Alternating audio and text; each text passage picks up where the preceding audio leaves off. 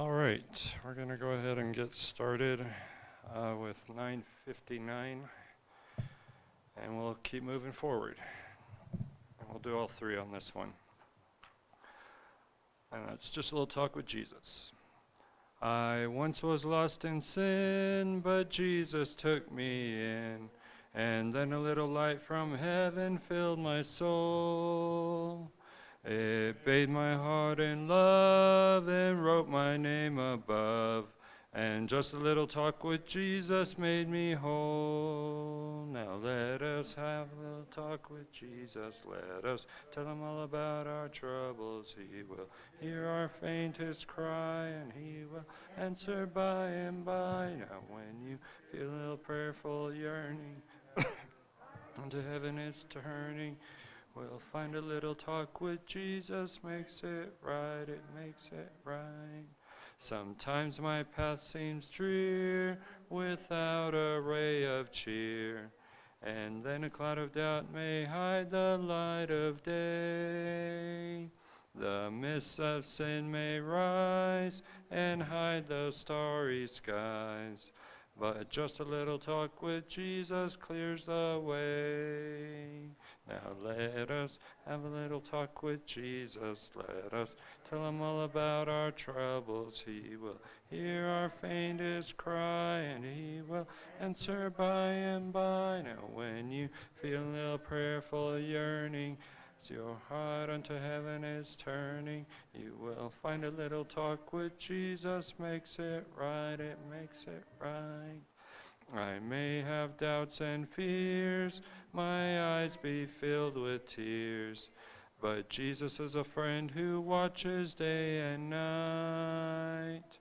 I go to him in prayer, he knows my every care, and just a little talk with Jesus makes it right. Now let us have a little talk with Jesus. Let us tell him all about our troubles.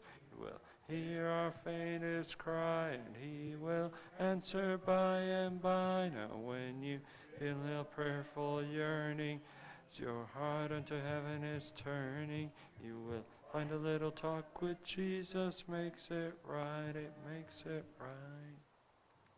All right, our next song will be 395. After this, we'll have our opening prayer.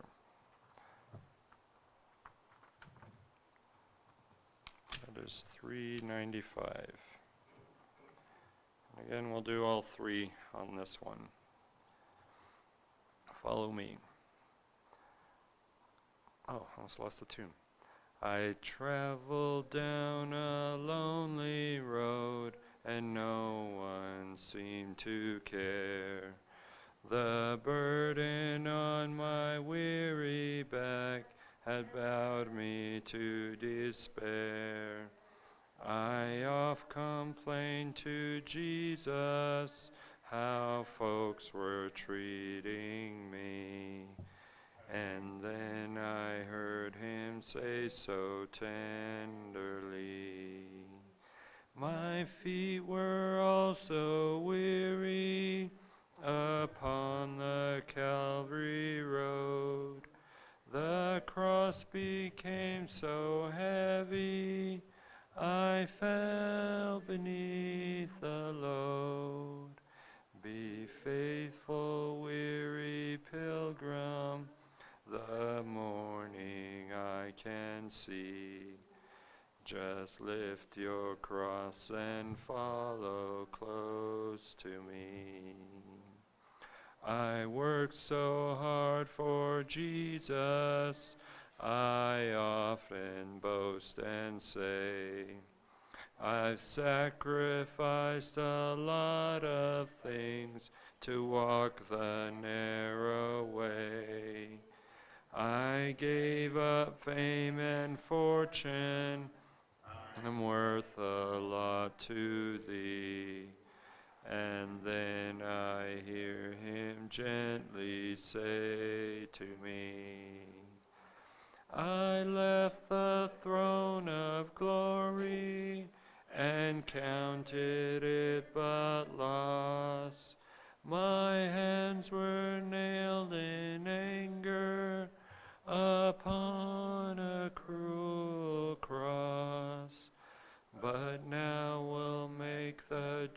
journey with your hand safe in mine. So lift your cross and follow close to me. Oh Jesus, if I die upon a foreign field someday, 'twould be no more than love demands, no less could I repay. No greater love hath mortal man than for a friend to die. These are the words he gently spoke to me. If just a cup of water I place within your hand, then just a cup of water is all that I demand. But if by death to living they can thy glory see, I'll take my cross and follow close to thee.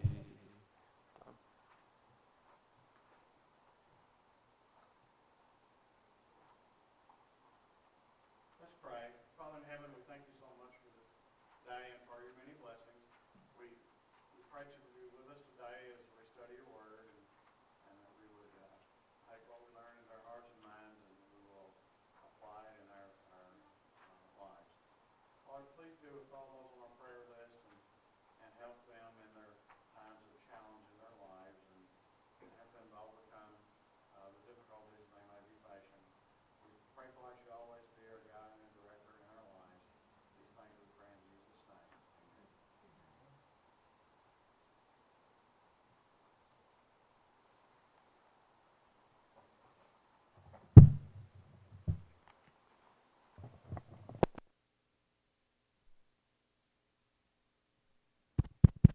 All right. It's time to get back into Luke. So if you'll be opening with me to Luke chapter 6, that's where we'll be. That is Luke chapter 6. This is one of the longer chapters in Luke, so we're going to be spending quite a bit of time in chapter 6 over the next little bit. But as we've already seen, this chapter began with Luke recording in verses 1 through 11 some of Jesus' dealings with the religious leaders that came about as a result of some of the things that Jesus said and did, along with his followers. And that section ended in verse 11 with the religious leaders being filled with rage and discussing what they might do to Jesus. After that, in verses 12 through 16, Luke recorded for his readers that Jesus went up to a mountain to pray to God all night, and it was after that that he chose the 12 men that we know as the apostles.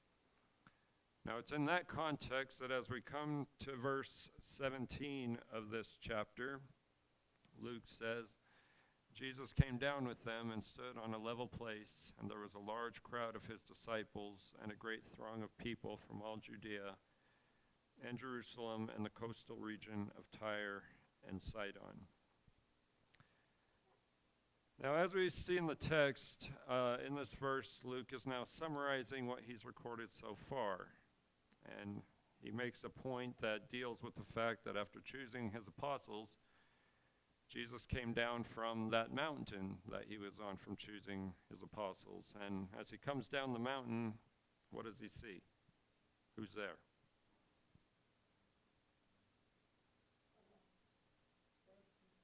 Crowd of people. Large crowd of people. Now, the New American Standard has the phrase, a great throng of people. Do you guys have the word throng in there? Yes, okay. Now, it's not a big deal, but that word does paint the picture that there is a very large crowd of people, and this is a crowd of potentially thousands of people that came to Jesus after he had come down from the mountain with the 12 men he'd chosen as his apostles. Now, what the scene Luke records here also indicates is that this large crowd of people included not only Jesus' followers, but also those that were not his followers. These were people who were just interested in what Jesus had to say. They had become aware in one way or another of what he had done. And one reason we know this is because the phrase, a large crowd of his disciples and a great throng of people, those two phrases indicate that there's a combination of Jesus' followers and other people who were just heard about Jesus, and as I said, were interested in what he had to say and the things he did. Now also, the fact that Luke says these people were from all Judea and Jerusalem and the coastal region of Tyre and Sidon is what indicates that this crowd probably consisted of thousands of people, because these places that Luke mentions here, they were places that were well populated, and they were from, using a term we might use, all over the map. So what this should help us understand is that the point Luke wants his readers to see in this verse is simply that when Jesus came down from the mountain he had been on with his apostles, the people Luke describes here had come to Jesus, or more specifically, were waiting for Jesus. Questions or comments on verse 17? Okay. Now, verse 17 is, as I like to call them, one of those stage-setting verses.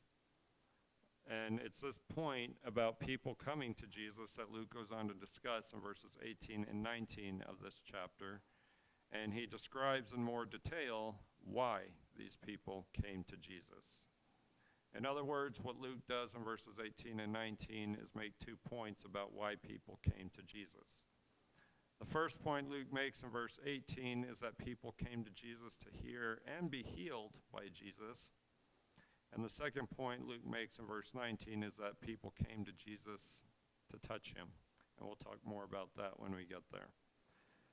But after looking at these things, one application we'll take from this is that we too must come to Jesus. And again, we'll talk about that when we get there. But it's a short section we're going to be looking at, but we'll read these verses as we usually do. So again, this is Luke 6, beginning in verse 18, we read, "Who had come to hear him and to be healed of their diseases, and those who were troubled with unclean spirits were being cured. And all the people were trying to touch him, for power was coming from him and healing them all." So again, we're looking at why these people came to Jesus. They're in verse 18. Why are they coming to Jesus? To hear him and be healed of their diseases. 2 things. So they're coming to hear him, learn from him, hear what he has to say, but also to be healed by him. Now, with that in mind, one thing we should understand here is that what Luke records here is just a general statement. It's a general statement about how people were coming to Jesus to listen to his teaching, as well as to benefit from Jesus' ability to heal people from their diseases. But Luke doesn't stop there.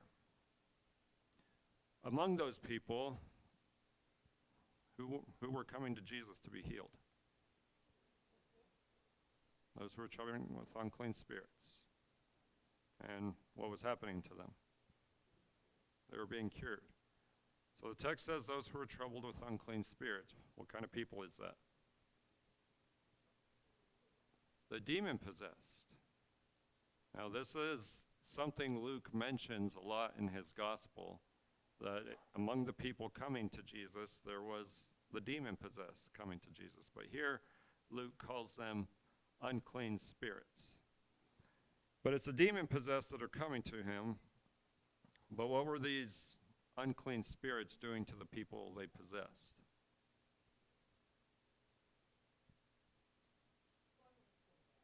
You have the word tormenting them? Okay. What does that mean, to torment them? To hurt? What else is involved with tormenting?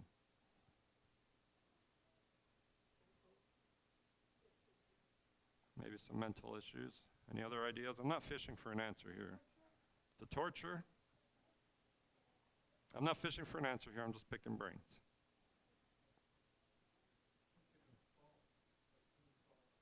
Okay.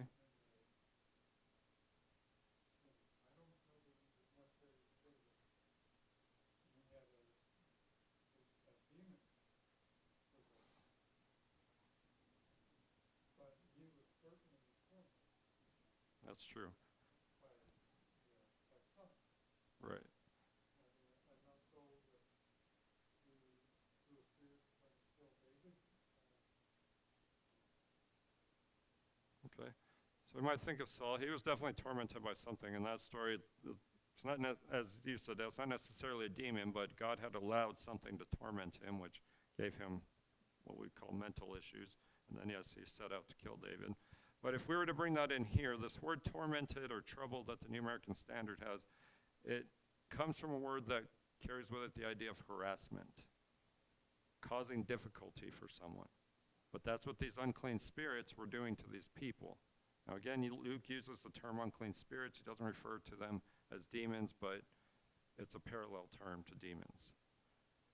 But the point Luke wants us to see here is that as these people were coming to Jesus, they were being cured. In other words, Jesus was casting these unclean spirits out as he'd done before in other examples we've seen in Luke's gospel. Questions or comments on verse 18? Okay.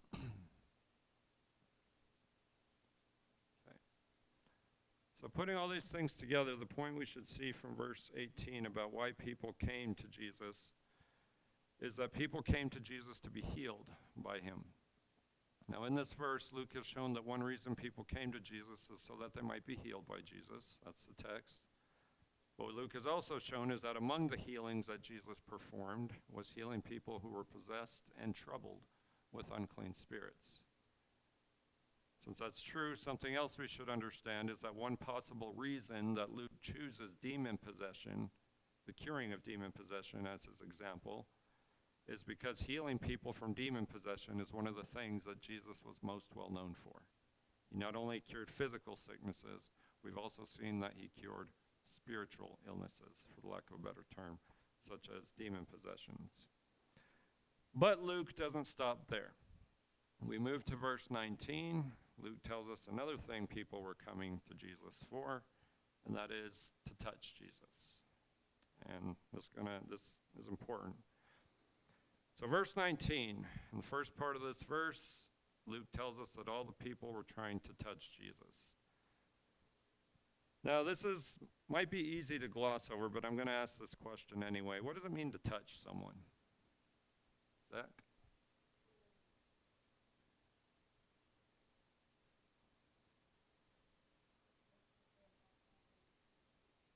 To what? Put your hand on them or your finger. Okay, to put your hand on them or your finger. Even more generally than that, I should say, it's physical contact. And whether it's with your hand or some other part of your body, it's physical contact. Now again, we might be tempted to just gloss over that and say, okay, big deal. They came to touch Jesus. It is a big deal.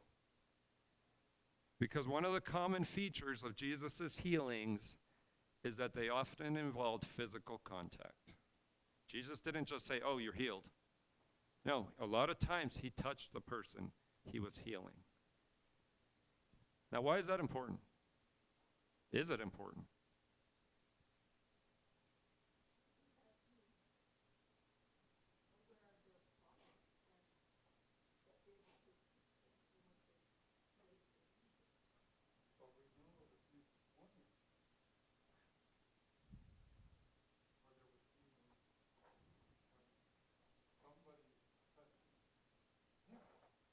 Okay. Okay, we're going to talk about that in just a minute. But we're talking about touch here. What does touch do? In your relationship with someone, whoever it is, what does touch do? What does that accomplish? It's a connection. That's it. The touch that was involved in Jesus' healings was important because it establishes a connection. This is part of how Jesus connected with people, was through him making physical contact. Now, one famous example of this that my father-in-law just brought up is the one we read about in Matthew 9, verses 20 and 21. That's the story of Jesus. Well, let me give it some context. When that event happens, Jesus is actually on his way to heal someone else. But as he's on his way, he's moving through a crowd, There's this woman who had been suffering from a hemorrhage for 12 years. And she knows and believes in her mind that if she could just touch the fringe of Jesus' cloak, she'd be healed.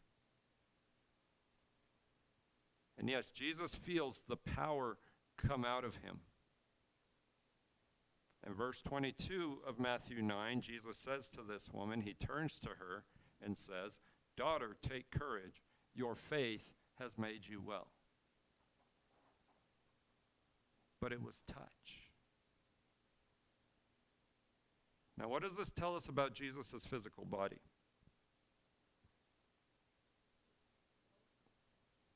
He had the power to heal just in his physical body. It wasn't just saying somebody could heal or saying for someone to be healed. That power was in his physical body. Now, I don't know about you, but I think that's really cool. Just to touch Jesus would heal you. Somebody had cancer. Just touch Jesus. Cancer's gone. So this is another reason people were coming to Jesus, because they knew within his physical body that power to heal was there. Now that faith had to be in place, and that's why Jesus says what he says to that woman, "Daughter, take courage. Your faith has made you well." And that's something we've talked about in previous classes, is that if people didn't believe Jesus could heal them, they wouldn't be healed. That faith had to be there. But that's another point. And that's why Luke goes on to say that power was coming from him and healing them all. So in this part of the verse, Luke is now showing his readers that in some cases, if people wanted to be healed, they did not necessarily need Jesus to pay attention to them. They just had to touch him. And again, one example of that is that woman with the hemorrhage. She didn't go crying out to Jesus saying, "Jesus, heal me." No, she just made her way through the crowd just to touch him. And before she touched him, Jesus was not paying attention to her. It's not till after she touches him that Jesus turns around and looks at her and says what he says. So this statement from Luke is also one that recalls what we read at the end of Luke 5, verse 17, where Luke says of Jesus that the power of the Lord was present from him to perform healing. So it's the power of the Lord that's working in Jesus' physical body as well as in his words. So that's verse 19. Questions or comments?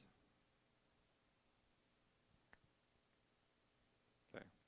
Point is, don't gloss over this idea of people touching Jesus, because it is very significant. But the point Luke wants us to see from verse 19 about why people came to Jesus is that people came to Jesus to touch Jesus. Now in this verse, Luke has shown that another reason people came to Jesus is because they desired to touch him. One reason people desired to touch Jesus is because they knew that Jesus could heal others not only with his words, but also through the power that existed within his physical body. As a result, people who needed healed were making efforts to simply touch Jesus, even if Jesus did not personally pay attention to them. And so what we're seeing here, as has already been said, is that the power of the Lord that we read about in Luke 5, verse 17, was so great in Jesus that his power to heal could be experienced just by touching him. So this is a short section. We look at verses 17 through 19 as a whole. The point we should be left with is that people came to Jesus. They came to Jesus in order to hear and be healed by Jesus. They came to Jesus in order to touch Jesus. As a result, what we should learn from these things is that we too must come to Jesus. Now, what we've examined in these verses functions as a reminder that we too must come to Jesus. They show us that we must come to Jesus in order to hear him, and we must come to Jesus in order to be healed by Jesus. Now, we too can also come to Jesus in order to touch him and experience his power for ourselves. Now, of course, this does not mean we can physically touch Jesus, but rather it means that we can experience Jesus' power in our lives by allowing him to heal us and to transform us so that we might live a life that is more pleasing to God. Now, again, that's just some application from these verses to us. Any other questions or comments? Okay. Dad, will you close us in prayer?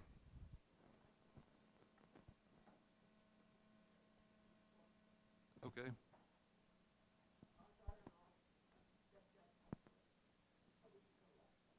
Hmm.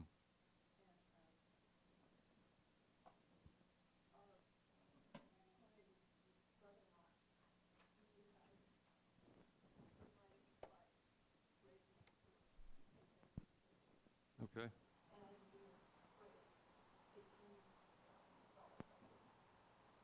Cool.